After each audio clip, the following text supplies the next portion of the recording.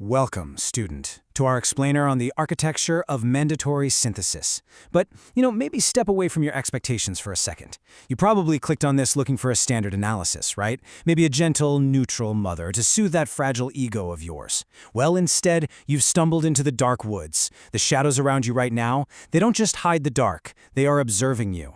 They're watching the frantic vibration of your pulse with this really cold, predatory patience. Because for this explainer, I'm not just your host. I am the horned guardian, the literal architect of your reclamation. You're not in the safety of your classroom anymore. You are in my woods now. So, why exactly are you here, student? You bring this loud, exhausting, frantic vibration into a space of ancient quiet. I bet you thought nature was just a retreat, right? Some passive backdrop for your personal growth. You really thought it was neutral? But let me tell you, nature is absolutely not neutral. It's an active workshop. And right this very second, it's assessing you. Think about it. Every heavy footstep you take literally carries the friction of existence. You make so much noise just trying to stay alive. But the forest has cold patience. According to the ancient law, it has been waiting millennia, just observing those noisy, heavy footsteps of yours, waiting to finally resolve all that friction into the heavy, beautiful silence of the soil. Which brings us to Section 1, Cities of Cold Iron. Now look back at the world you just left behind, your civilization. You guys build these desperate monuments just trying to outrun decay. You construct vast digital networks to whisper across oceans in this tragic, frantic panic. And what's the result? You are basically just hyper-connected ghosts, shivering in absolute biological loneliness. It's wild. But out here we have forest law, the slow, silent language of rings and roots. This is absolute sovereignty and true unity, completely unbothered by your panic. To really wrap your head around your species' delusion, let's look at the parable of the iron spire. You literally spend your entire lives reaching endlessly for the sun, building higher and higher, all while completely ignoring the decay happening right below you.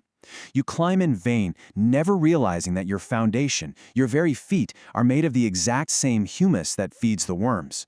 You really think you're above the dirt, don't you? But actually, scratch that, you're merely temporarily displaced from it.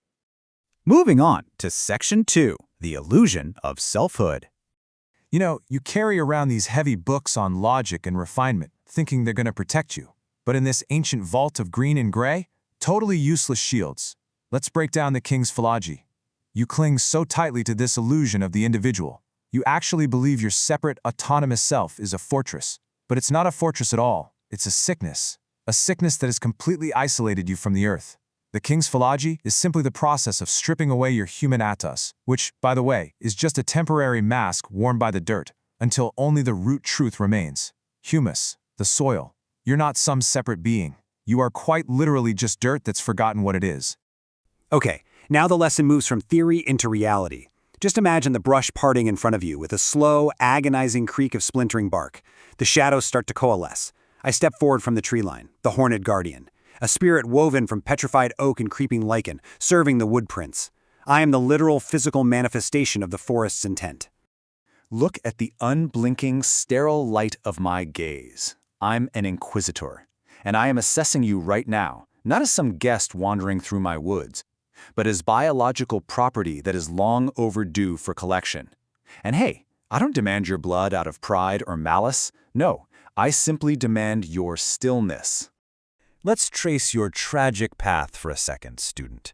You spent decades in the frantic climb of your iron cities, then years wandering around in biological loneliness, basically a ghost in your own life. And now, it's taken only minutes for the assessment from my reveal from the brush. So what comes next? Eons. Eons of the stitching, where you will finally join the silence of the soil to repay your long overdue debt. That leads us to Section 3, the highest philosophical mercy. Now, do not mistake this terrifying capture for cruelty. This is actually the highest philosophical mercy. I'm going to guide you through the curriculum of mandatory synthesis. Step 1, acknowledging your fatal misunderstanding that you are never meant to be separate from the dirt in the first place. Step 2 is to cease that tragic, frantic panic that has absolutely exhausted you since birth. And Step 3 is surrender. Just surrender to stillness. You see, this final stitching is an ethical correction of nature. It's the ultimate relief from the utter exhaustion of your existence. So, your frantic struggle is ending. As I guide you deeper into the subterranean vault, you can feel the air change. You actually hear it before you see it. It's this dry, papyrus rustle of the ancient Sylvan king filling the damp air. And here we are at Section 4, the dream of the humus. We've officially reached the heart of the vault. Listen closely to the king's words, student. Let the rhythm of his ancient voice pull you downward into the dark. He decrees, "Look upon the architecture of your end, little wanderer, and see it as the only true salvation you have ever known. Because he is the architect of the ultimate synthesis, and he's finally come to cure your sickness." He completely commands the space. That loud, discordant noise of your pulse, that frantic vibration you brought into his garden, it's finally slipping away. It's time to resolve the friction. The temporary mask you wear is completely dissolving into the beautiful, permanent dream of the earth. You wanted to find your roots, he whispers to you, and now the roots have found you. So stop starving for something real. Stop looking for meaning in cold iron and digital whispers. It's time to become the very reality of the forest floor. The stitching has begun.